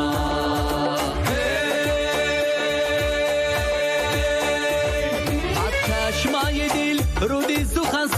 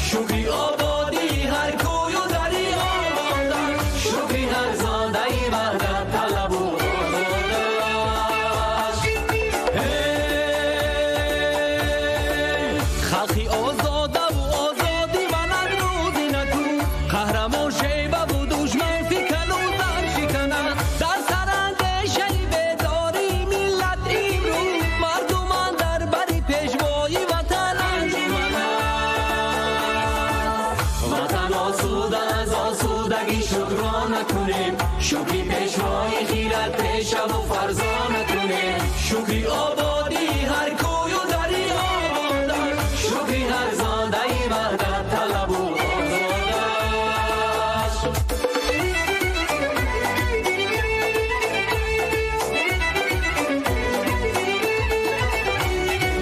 زیهی تاریخ کشاده بشیناسان بدر ملت را که وطن خواهی دوی کهنک رفتگان باد بیاور با آغوش وطن عهد را کرده وفا صادق و مردی سخن است وطن آسوده از آسودگی شکران نکنیم شکری پیشوای خیرت پیشم و فرزان نکنیم شکری آبادی هر کوی و دری آبادش شکری هر زاده ای وحدت طلب و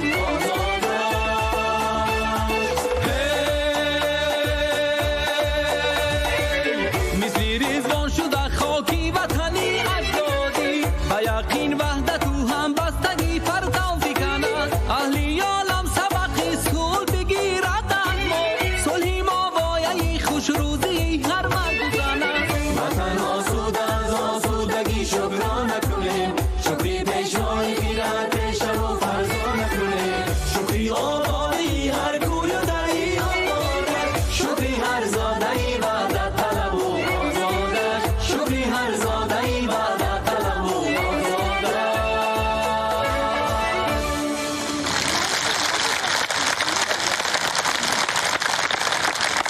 السلام علیکم حاضرین محترم فرزندان عزیز ساکنان شهرک نوآباد ما چندین بار سفر داشتیم به شهرک نوآباد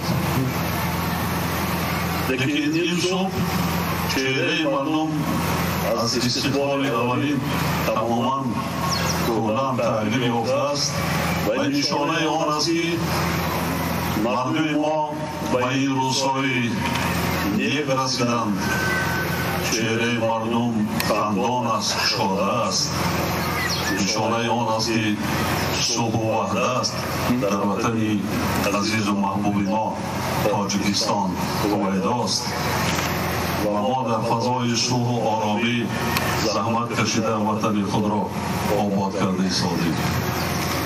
شهرک نوآباد هم خیلی سیمار دیگر شده است تغییر یافته است راه ها شدند مکتب ها شده ایستادند دیگر انشاءات ها این است نعمت بی‌بها و هدف و مقصد رهبر دولت هم همین است خوشبختی خلق و ملت خود را دیدن و خدمت کردن به خلق عزیز و محبوب خود بلندبر داشتن صفت و صفت زندگی مردم برای پیشوازگیری صمیمیتان یک جهان تشکر میگویم اکثریت در اینجا جوانها حاضر دارند خانه دختران فرزندان خانه من برای شما دانشکده کردم در مرکز نایه کار اینجا هستند سواد گیرید کسب و هنر آموزید سواد و کسب و هنر داشته باشید آینده دولت و وطن خود را صاحبی کرده میتوانید دولت و وطن آیله است دولتداری از آیله شروع می شود وقتی شخص کسب دارد هنر دارد سواد دارد عمر با برکت ببیند محتاج به کسی نمی شود سلامتی خوب می شود وطن آباد می گردد وطن را کی آباد می کند زحمت های ما برای شما جوانان نورسانی امروز است شما آینده باید صاحبی کنید شما صاحبی کنید این وطن اجدادی را این سرزمین اجدادی خود را دولت خود را صاحبی کنید بنیاد کنید سازید هدف و مقصد های امروزه رهبر دولت از زمین عبارت است من میبینم چهره‌های شما بسیار بالیده است لیکن مشکلات این رو در جامعه خیلی زیاد است این را در یک جایگی سرجمانه تکیه به متخصصان تکیه به مردم زحمت کشیده بنیاد کردن ما در کار همه مشکل های سخت و سنگین پسی سر شدن وقتی زحمت کشیدن آمده است. وطن مای شما، دولت مای شما. ما باید شکرانه کنیم که همچون یکی از ملت های قدیم ترین دنیا تاریخ تمدن قدیمی که ملت تاجیک دارد بی‌نظیر است. زحمت کشیده آباد کنیم با جهانیان نشان دهیم که ملت تاجیک کیست. هیچگاه رو افتاده نشوید از زندگی. مقصد دارید، خوانید، کسب آموزید، هنر آموزید. مقصد با جوان دخترها قدوانو بودن در کار. هنر آموزید، خارزار نمیشوید. حتی دیروز من چندین نهایه‌ای که امروز نهایه چهارم پنجم است، جوانانی که هنر دارند، زندگی خوب، عمر با برکت دیده ایستادند، با کسی محتاج نیستند، به سطح‌های دیگر کمک کرده ایستادند. آفرین، احسن جوانانی ما. پدر و مادران ما امروز میفهمند خرافات این بدبختی هست که ملت رو آسواشوی نمیگذارد، دولت رو پیشرفته و ترقیات شدن نمیماند، مانع ایجاد میکند. ما باید همه این رو پسی سر کنیم. به خودتان، من در همین شهرک نوآباد ببینید چند عائله‌ای که هنرمند هستند، کسب و هنر دارند، سطح زندگیشان چگونه است. همطوری و مخصوصا از همین شهرک نوآباد قدیمه صدها دانشمندان جمهوری با وای رسیدند، سیاستمداران جمهوری با وای رسیدند. تا امروز افتخار ملت تاجیک هستند و دیگرها هم هستند، حالا هستند در خیلی ایام. من با آنها سفارش می‌دهم که زادگاه خود را تا توانند کمک کنند. یک گوشه مای خورده کم باشد، یک مشکلی مردم را آسان کنند. راه سازند، آب بیارند، مکتب را تعمیر کنند، بوگاه طبی سازند، تولد خانه سازند، یک کارخانه خوردی دوزندگی سازند که 10 نفر 15-20 نفر مادران ما، دختران ما در آنجا توانند کار کنند، رزق روزی خود را پیدا کنند. و از همه مهم نشان است که در همه دور زمان، در همه شرایط های وزمین و دشوار، حسی بلند ملی داشتن مانده کار. مادر، وطن، هر دو یک چیز است. صدها مراتبه گفتم، باز تکرار میکنم، شکر کنید که ما تاجیکان دولت آزاد داریم. مثل کشورهای ابرقدرت دنیا اعضای کل سازمانهای بین المللی جهان هستیم. مثل اون دولت ها ما هم یک آواز داریم. شکرانه از آن باید کرد که امروز ملت تاجیک را نه اینکه میشناسند در عرصه بین المللی، برعکس تشبس‌های گلوبالی پیشنهاد کرده دولت تاجیکان را احترام گذاشتند، اعتراف کردند. امروز چهارم تشبس بین المللی دایر بر یکی از مشکل‌های جهانی مسئله آب عملی شده است. یعنی امروز تاجیکان را در تمام عالم میشناسند و عزت و احترام میگذارند. افتخار از این باید کرد. وقت را خوب استفاده کنید. دوره جهانی تیز بگذارد. میشه فصل بهار. همین دور زمان را نظم استفاده کنید. خوانید. سراسیمه نشوید. حواسی همه چی را نکنید. حسد نبرید. مقصد دارید. خوانید. علم آموزید، سواد آموزید، کسب و هنر آموزید. مقصد دارید و مقصد خودتان میرسید. نصیب همه ایشی بگردید. برای زحمت های کشیدگیتان من میدانم چند ماها اذیت کشیدین، هم خواندین، هم تیاری دیدین. چقدر زیبا. آریایی زیبایی پرستن. احسن باشید. یک جلسه سکون. سلامت. ای پیشوای ملت آوازدار ما، خوش آمده. ای هادی صلح پایدار ما، خوش آمده. آمدید خوش آمدید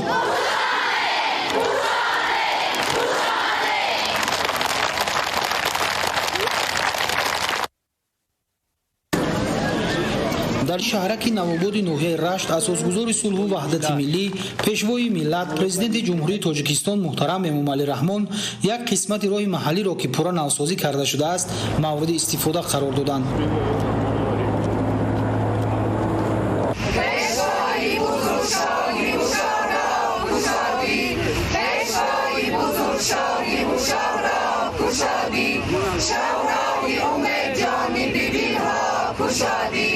شهرهای امید جانی بیبی ها کشادی ازش بسوخدو زی ختلان و بدخشان ازش بسوخدو زی ختلان و بدخشان از مور و ملک راهی دیلاگا کشادی از مور و ملک راهی دیلاگا کشادی خوشانه پیشوایی معظمی میلاد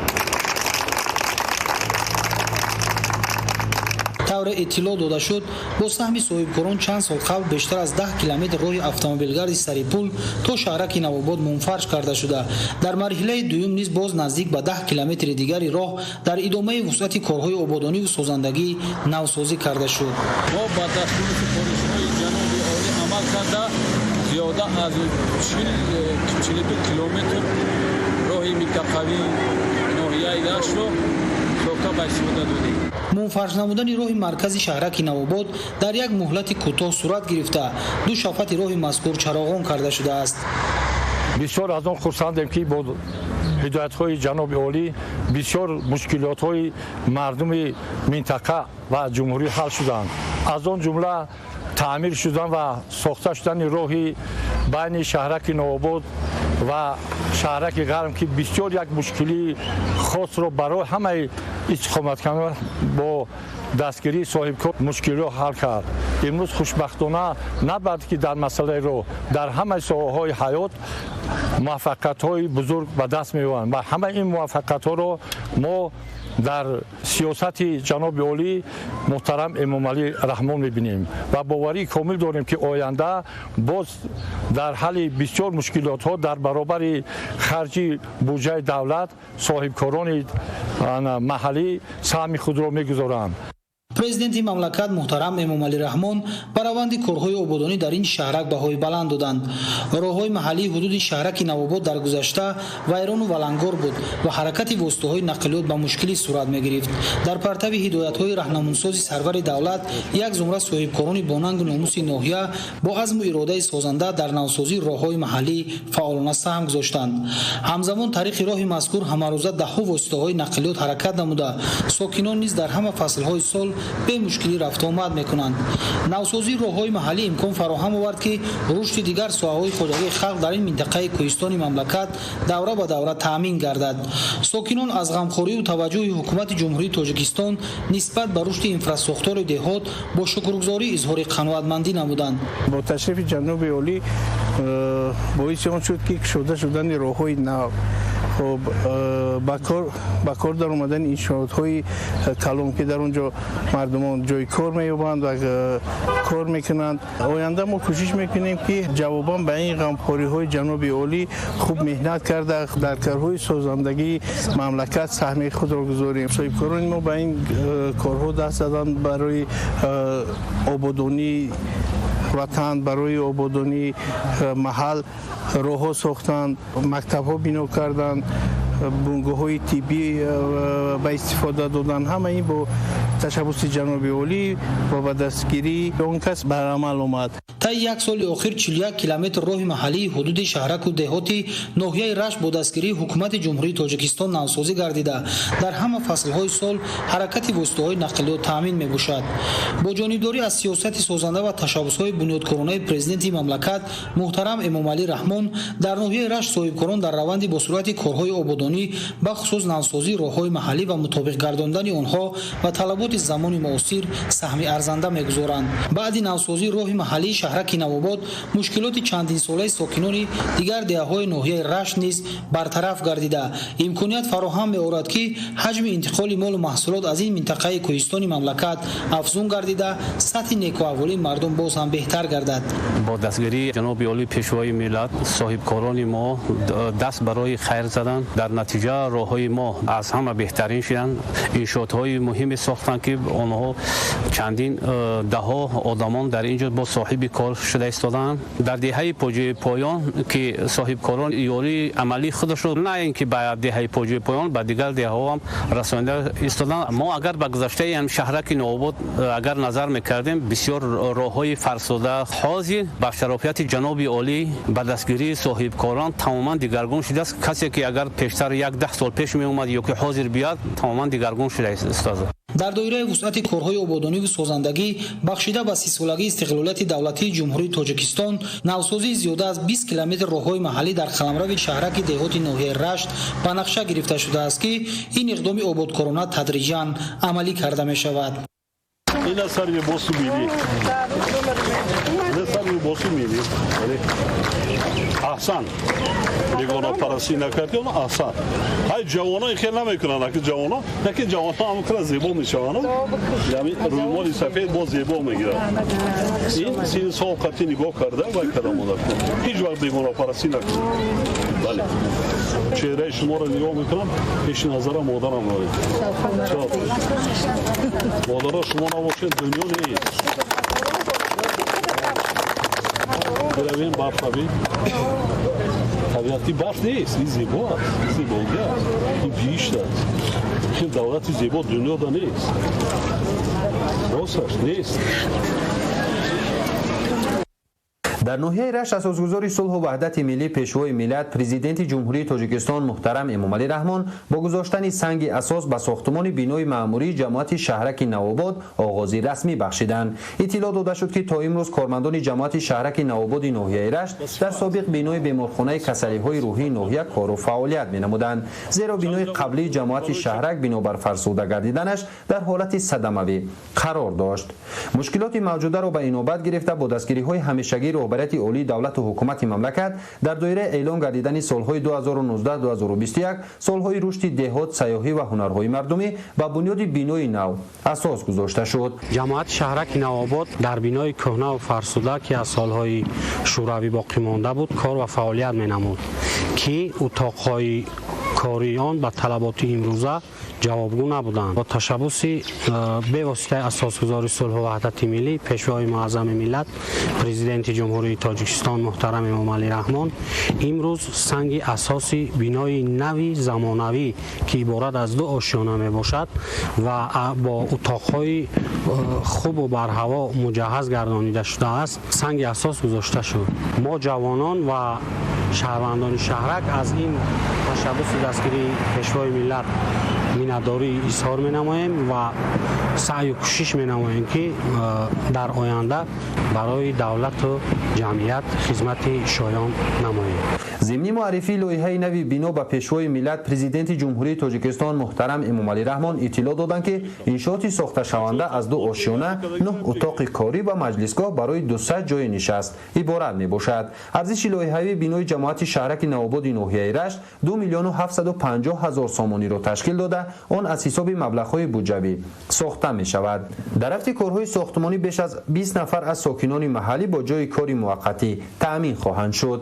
тибқи нақша бинои ҷамоати шаҳраки Навободи ноҳияи Рашт дар рӯзҳои таҷлил аз ҷашни умумии миллӣ 30-солагии истиқлолияти давлатии ҷумҳурии Тоҷикистон сохта мавриди баҳрабардорӣ қарор дода мешавад ки тӯҳфаи арзишманди сарвари давлат муҳтарам Эмомалӣ Раҳмон барои кормандони ҷамоати шаҳрак хоҳад буд. мо сохтмончиёни ҷамъияти дорои масъулиятш маҳдуд беҳзод 2014 бинои маъмурии ҷамъияти шаҳраки Навобод мо ҳаракат мекунем ки сохтмона дар барои ҷашни 30-солагии истиқлолияти ҷумҳурии Тоҷикистон бо сифати хуб бо аъло ба анҷом расонем. дар айни замон 20 нафар коргарон дорем ба ҷои хоб ва хурду хӯроки гарм таъмин карда ба масъулияти хуби сохтмонӣ таъминанд. баъди анҷоми сохтмони бино дар симои шаҳраки Навобод як ҳусни зебои нав заъм мешавад, чунки бино ба ҳамаи талаботҳои меъмории замонавии шаҳрсозӣ сохта мешавад. аз ин иқдоми созандаи роҳбарияти олии давлату ҳукумати ҷумҳурии тоҷикистон кормандони ҷамоати шаҳраки навобод изҳори сипосу миннатдорӣ менамоянд, зеро то имрӯз дар бинои кору фаъолият менамуданд ки ба талабот ҷавобгӯ нест. воқеан дар даврони соҳибистиқлолӣ баҳри фароҳам овардани шароити кору фаъолият дар ҳама бахшҳои хоҷагии халқи мамлакат тадбирҳои муассир анҷом дода шудааст ки бешак ҳамаи ин аз сиёсати созандаву муваффақонаи асосгузори сулҳу ваҳдати миллӣ пешвои миллат президенти ҷумҳурии тоҷикистон муҳтарам эмомалӣ раҳмон гувоҳӣ медиҳад.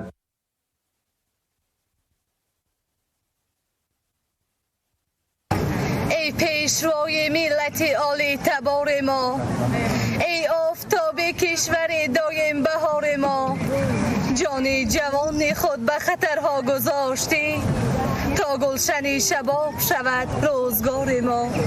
با راه تو به کله مقصد رسیدیم، در زیر پرچم تو بودن افتخار ما. از توست اتحادی همه تاجکان دهر، ای نور چشم و تاج سر هوشیار ما. این سال و سال دیگر و بعد از 1000 سال با پیشوای خویش بودن هوشیار ما.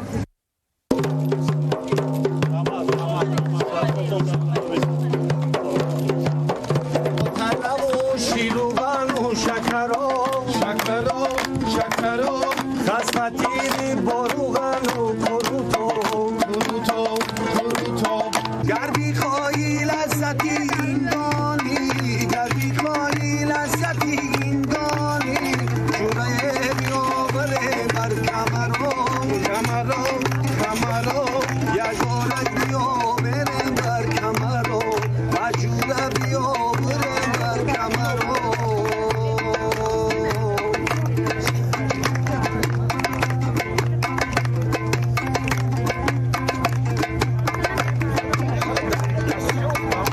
در ادامه سفر کاری به ناحیه رشت اساسگزاری صلح و وحدت ملی پیشوای ملت پرزیدنت جمهوری تاجیکستان محترم امامعلی رحمان با نمایش دستاوردهای کشاورزان ناحیه شناس شدند. پرزیدنت مملکت محترم امامعلی رحمان از گوشه محصولات نانی و خوراکهای ملی دیده نمودند. در این گوشه زنان و بانوان ناحیه رشت در سفره و تنورهای الوهیده طرز آربزان، خمیرکنی و پختن نانهای ملی از جمله چند نمود کلچه، چپاتی، گردچه، اینچنین خوراکهای ملی به مانند آش بریده، کشک، دلده، هموج، خروتاب و فطیرمسکه و غیره را نمایش دادند. پختن چنین نامگوی نانها و خوراکهای ملی که خاص مردم صاحب تمدن تاجیک است چون میراث اجدادی از دوره‌های دور تاریخ باقی مانده است. طبق تاکید گردید امروز در ناحیه رشت همه نمود نان و خوراکهای ملی پخته می شود. سرور دولت محترم امامعلی رحمان به هنر پزندگی مردم ناحیه رشت بهای بلند داده آنها را برای جلب جوانان برای آموختن نازکی‌های این میراث اجدادی و در همین زمینه حفظ آنها هدایت کردند. سلامت باشید.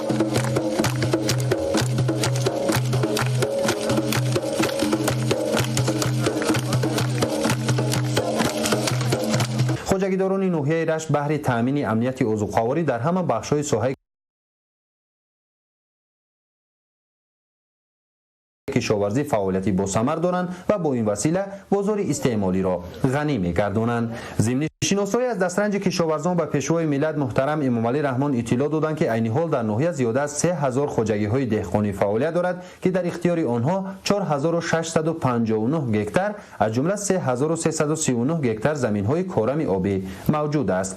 تا امروز الکی در میدان 940 گکتار غله‌دانگی‌ها، 602 گکتار زراعت‌های تکنیکی، 291 گکتار سبزوات و 1272 گکتار کارتوشکا کشت کرده شده. همزمان کشت زراعت‌ها در ناحیه ادامه دارد. اطلاع داده شد که سال گذشته از میدان 2008 گکتار زمین از همه شکل‌های خوجگی‌های دهقانی حدود ناحیه 44700 تن کارتوشکا جمع‌آوری کرده شد.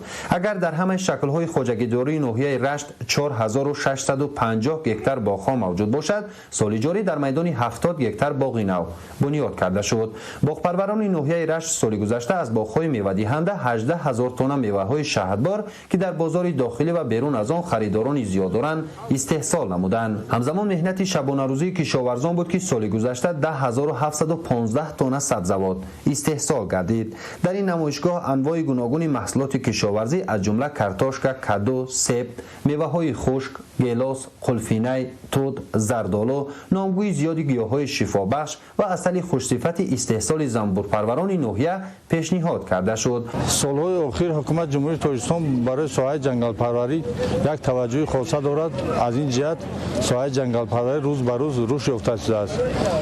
کارمندان ما در سال 2018 و اول سال 2019 در میدان 20 هکتار جنگل نو بنیاد نموده و 50 هکتار جنگل های کهنه را برقرار نمودند. سالهای اخیر خواجگی جنگل به نیال های میوه‌افکن بسیار توجه دارد که این برای هم خواجگی و هم برای خلق فایده آور است. این چون در خواجگی گیاه شفابخش جمع‌آوری کرده می شود همه ساله و با جای قبول سپرده می شوند. در جنگل های ما خوش، اولیچه کوهی، دلونه سرخک، دلونه زردآلوی کوهی، همین چیزها می رویند که کارمندان خواجگی همه ساله جمع‌آوری کرده اند. ساحه زنبوری عسل پروری در برابر دیگر بخش‌های کشاورزی در ناحیه نیز رو به انکشاف است. اگر شماره اویله‌های زنبوری عسل سال 2013 در ناحیه رشت قریب 18000 اویله را تشکیل میداد، امروز آن به 21600 اویله رسانیده شده است. امسال زنبورپروران ما اقدام خوب گرفتند که زیاده از 5000 گاو وارد کردند. زنبور به ناحیه نوهای خوبی زنبور پیشنهاد کردیم به مردم. در این سهم زنبورپرورانی که مثلا تجربه کاریشان زیادتر بود زیادتر است و آنها با جوانان بیشتر شوق رغبت زنبورپروری را نشان دادند. در ناحیه سال 2018 زیاده از 519 تن عسل استحصال شد. گیاهای شفابخش بیشتر در ناحیه ما که موجود است عسل بهترین است و شفانوکیش زیادتر می باشد. سرور دولت محترم امامعلی رحمان ضمن صحبت صمیمی با مهنتکشان ناحیه رشت جهت استفاده مقصدناک هر پارچه زمین حاصلخیز این ناحیه کوهستان و گردش کشاورزی در آوردن زمین‌های بیکار خوابیده، افزون نمودن حجم استحصال همه گونه محصولات کشاورزی مصلحت‌های مفید دادند. همچنین پرزیدنت مملکت محترم امامعلی رحمان با فعالیت خواجگی دهقانی نبات جماعت دهات به نام نصرت الله مقسوم شناس شدند. خواجگی مذکور اساساً به باغداری و کشاورزی مشغول بوده، فعلا در میدان 12 هکتار باغ بنیاد نموده است. ضمن شناسایی از فعالیت خواجگی دهقانی نبات به پرزیدنت جمهوری تاجیکستان پیشوای ملت محترم امامعلی رحمان اطلاع دادند که سال جاری سهامداران در میدان قریب 25 هکتار کارتوشکا، 3.5 هکتار سبزوات و 3.5 هکتار غله‌دانگی ها کشت نمودند که نشأه‌نمای زراعت‌های کشت خوب به نظر می رسد. خواجگی مذکور 72 سهامدار دارد که از این شماره 28 نفرش را زنان و بانوان در بر گرفتن معاش خوب می گیرند. نبات در بازه خواجگی دولتی لویوبا 30 مارس سال 2004 تأسیس یافته. در خواجگی دهقانی ما از نوهای خوبی تخمی برای ترقی دادن ساحه کارتوشکاری استفاده بوده است که ما در تجربه دیدیم که نوعهای پیشتر پیکاسو، رد اسکارلت، کورودا نقض می‌شدند، ولی سالهای اخیر در این میدان ما حالا از تخمی‌های خوش‌صفتی کناس یکی با دستور سپارش‌های جناب عالی آنجا حاصل به دست آورده بودند کش نمودیم. این چون از ناحیه رخش کارتوشکای نوعی تاجیکستان را آورده من پرورش کرده استودیم. اگر به طور آماری ما سخن بگوییم سال گذشته ما از هر هکتار زیاده از 250 سنتیمتر کارتوشکا، زیاده از 120 سنتیمتر میوه و از هر اویله زنبوری عسل 20 کیلوگرمی عسل حاصل گرفتیم. حاصل انتظاری ما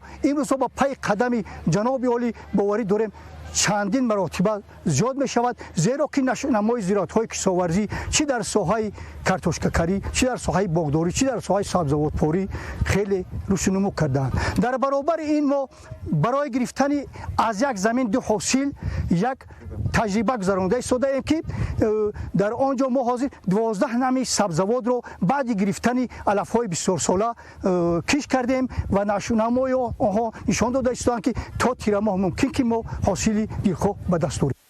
طوری ذکر گردید بخش دیگری فعالیت خوجگی دهقانی نبات جماعت دهاتی به نام نصرت لامقسوم زنبوری عسل پروری بوده. فعلا خوجگی مذکور دارای 110 عائله زنبوری عسل می باشد و همه ساله حاصلی زیاد به دست می آورد. ساکنان ناحیه رشت با شکرگزاری از فضای صلح و ثبات و امکانیت‌های ساحه کشاورزی بهره فراوانی دسترخوان و قناعت بازار داخلی با انواع گوناگون محصولات خودی پرثمر مهنت می کنند.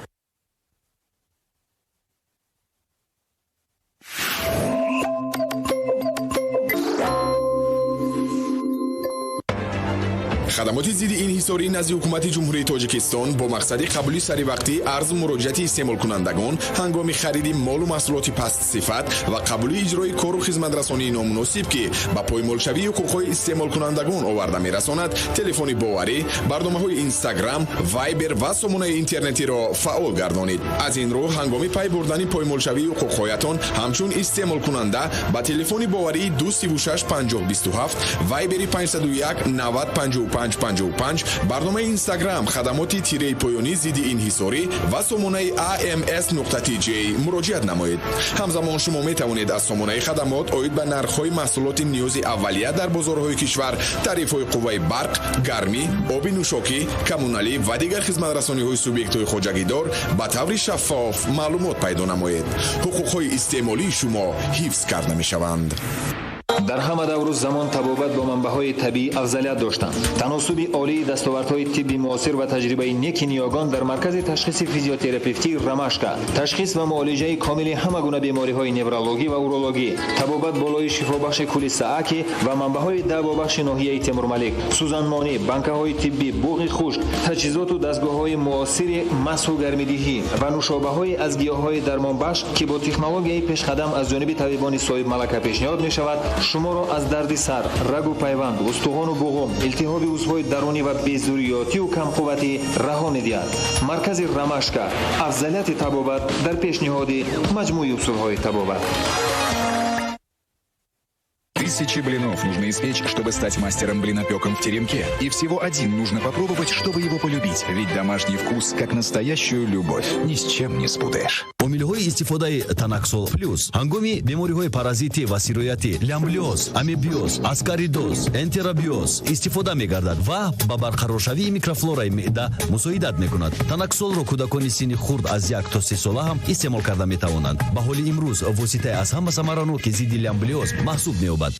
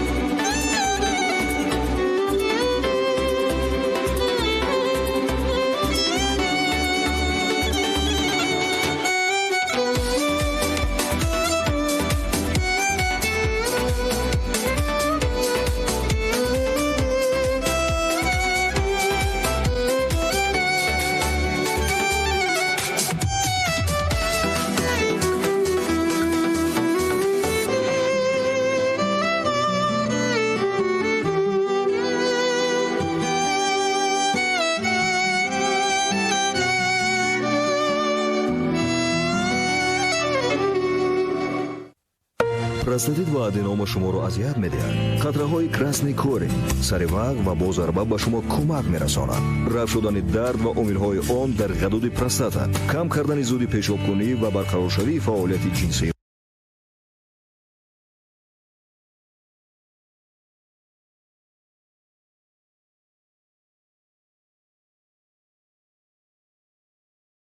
ملی پیشوای ملت پرزیدنت جمهوری تاجیکستان محترم امومعلی رحمان در نویای رشت از نمایشگاه هنرهای مردمی بازدید نمودند. علی هنر نویا بیشتر از 20 نمونه هنرهای ملی را که خصوصا پس از اعلام گردیدن سالهای رشد دهات، سیاحی و هنرهای مردمی میان اهالی رونق و رواج یافت به نمایش گذاشتند. پیشوای ملت از گوشه‌های نمایشگاه بازدید نموده با